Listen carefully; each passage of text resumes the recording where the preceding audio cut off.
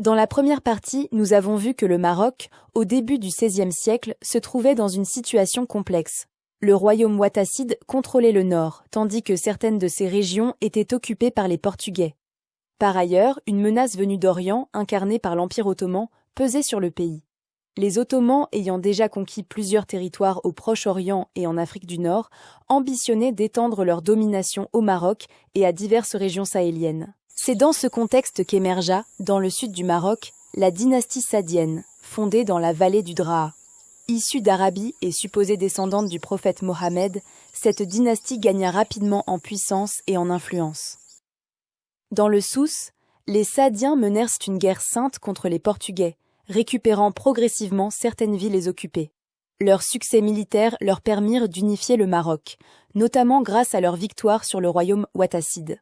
Cependant, la présence ottomane dans les territoires actuels de la Libye et de l'Algérie restait une menace imminente. Les Ottomans parvinrent même à occuper brièvement la ville de Fès. En réalité, les rivalités entre ces deux puissances étaient motivées par des enjeux économiques, territoriaux et religieux. Tous deux aspiraient au califat islamique, c'est-à-dire à la gouvernance du monde musulman. Les Saadiens se considéraient comme les héritiers légitimes de ce titre, en raison de leur prétendue descendance du prophète Mohammed. Dans ce sens, le sultan saadien Mohammed al-Cheikh se proclama calife et prince des croyants à Fès en 1549.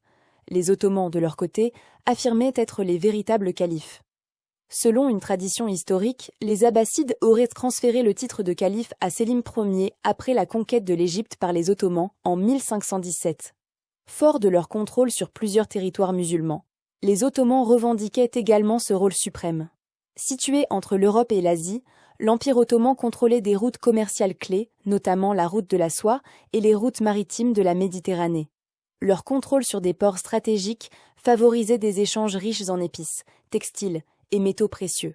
En parallèle, les Saadiens maîtrisaient les routes transsahariennes reliant l'Afrique de l'Ouest au Maghreb, favorisant le commerce de l'or, du sel et des esclaves. L'économie saadienne dépendait fortement de ces échanges, face à la menace croissante des Ottomans, qui s'étendèrent dans le Sahara, notamment dans le Fezzan, au sud de la Libye, et qui établissaient des alliances avec l'empereur du Kanem-Bornou, tout en attirant une grande partie de l'or soudanais.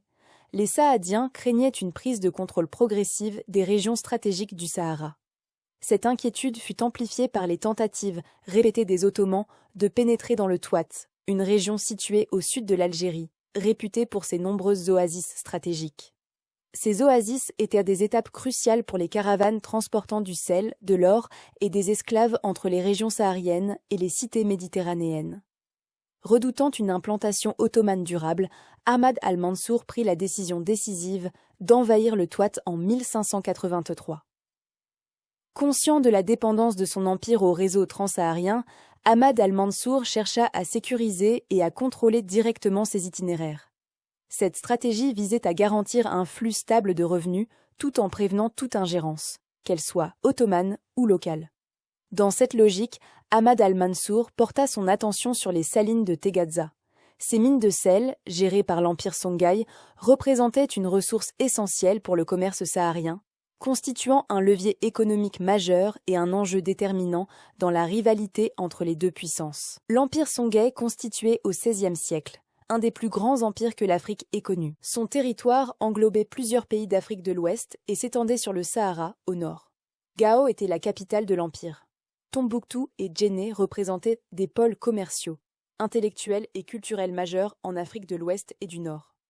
Cet empire géographiquement vaste et stratégiquement situé en faisait une puissance incontournable de la région, et cela le sultan Ahmed al-Mansour l'avait bien compris. Se considérant comme le guide suprême de la communauté musulmane, Ahmad al-Mansour adressa une lettre à Askia Ishaq II, empereur du Songhai, exigeant des redevances sur les salines de Teghaza. En réponse, l'Askia affirma fermement qu'il était le maître absolu de son empire et qu'il ne devait obéissance à aucune autorité extérieure. Face à cette réponse qu'il jugea inacceptable, le sultan Ahmad al-Mansour nourrissait l'ambition d'attaquer l'empire Songhai. Avant d'agir, il consulta les savants et les notables de sa cour pour légitimer son projet. Convaincu de la nécessité de cette campagne, il déclara « J'ai résolu d'attaquer le commandeur de Gao, qui est seul le maître du Soudan, et d'envoyer des troupes contre lui, afin de réunir, dans une seule et même pensée, toutes les forces de l'islam. Le Soudan étant un pays fort riche et fournissant d'énormes impôts, nous pourrons ainsi donner une importance plus grande aux armées musulmanes et fortifier la valeur de la milice des croyants. D'ailleurs, le chef actuel des Soudanais, celui qui exerce sur eux l'autorité royale, est légalement déchu de ses fonctions, car il n'appartient pas à la famille des Koresh, la tribu du prophète Mohammed, et il ne réunit aucune des autres conditions requises pour disposer de la puissance suprême. Ses conseillers lui déconseillèrent d'entreprendre cette expédition. Tout d'abord, ils soulignèrent que l'empire Songhai était un empire musulman, ce qui rendait une attaque difficile à justifier sur le plan religieux. De plus, ils rappelèrent qu'un immense désert séparait leur pays du Soudan, rendant la traversée particulièrement périlleuse. Ils attirèrent également l'attention sur la présence des Touaregs, connus pour leur hostilité et leur dangerosité dans la région. Enfin, ils évoquèrent l'histoire, affirmant qu'aucune dynastie, aussi puissante fût-elle, n'avait jamais osé une telle aventure. À leurs yeux, une telle entreprise s'annonçait comme un échec inévitable. Malgré ces objections, le sultan Ahmed al-Mansour avançait des arguments solides pour défendre son projet. Il répondit en ces termes. « Certes, nos prédécesseurs auraient rencontré d'immenses difficultés à tenter ce que je propose maintenant, car leurs armées étaient recomposées que de cavaliers, armés de lances et d'archers. La poudre à canon leur était inconnue, tout comme les armes à feu et leur effet terrifiant. Aujourd'hui, les Soudanais ne disposent que de lances et d'épées qui seront inefficaces face aux armes modernes.